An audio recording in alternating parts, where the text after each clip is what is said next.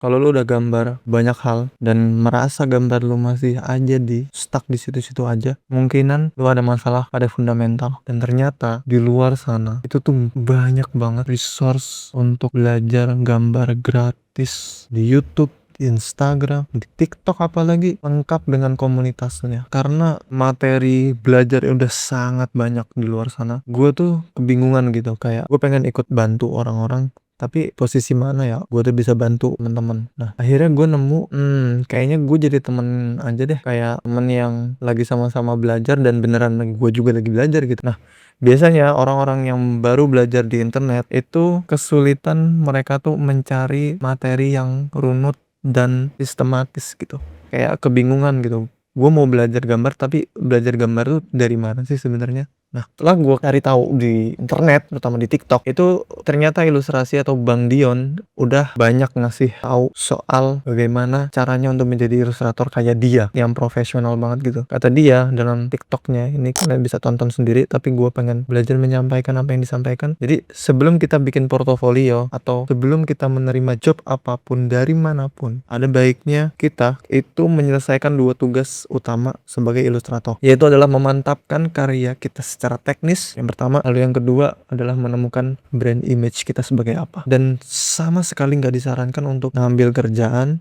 sambil belajar, karena analoginya kayak gini, ini yang disampaikan dia. Kalau kita menemukan sebuah restoran, lalu kita makan di situ dan kita mendapati makanan itu nggak enak, apakah kita mau gitu balik lagi untuk dan berharap besok akan menjadi makanan yang enak? Kan enggak ya, kayaknya sih ya kita akan menimbang-nimbang berkali-kali, bahkan nggak akan balik lagi gitu. Nah hal ini pun sama dengan jalan karir seorang ilustrator. Kalau kita mau beneran dari nol, ya sama. Kalau misalkan kita ambil job dulu, tapi dalam kondisi kita dalam hal teknis saja belum matang, menemukan brand image kita juga masih bingung, kita mau dikenal sebagai apa, ya kita hanya sebagai seorang tukang gambar saja yang dibayar, kata dia ya dibayar ala kadarnya aja. Nah akhirnya apa, orang tahu kalau misalkan kita ya udah sebagai tukang gambar doang, kita nggak punya brand image, kita nggak punya personal branding, kita dianggap orang ya gambar kita hanyalah sebatas itu saja. Beda kalau misalkan yang Bang Dian lakukan, dan yang kita harapkan juga sama-sama ketika memantapkan karya dan menemukan brand image, kita tuh akan setidaknya akan dianggap sebagai ilustrator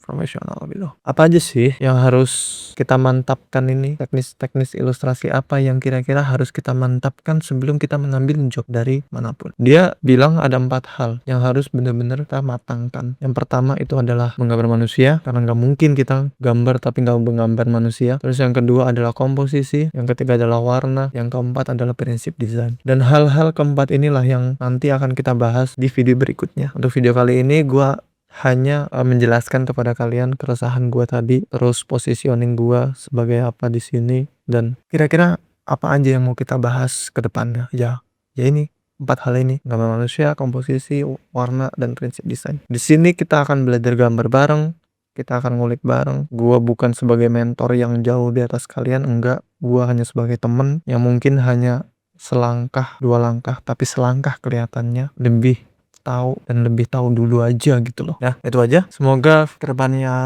ya ada beberapa orang yang nyantol dan tertarik dengan apa yang gue lakuin dan apa yang bisa gue bantu untuk kalian. Semoga video ini juga banyak manfaatnya. Malam-malam kayak gini apalagi buat apa gitu loh, malam-malam kayak gini kalau bukan untuk dapat ya baikan dari apa yang gue bisa kasih. Kalau deep nih udah, nah itu aja sih yang pengen gue sampaikan. Bye.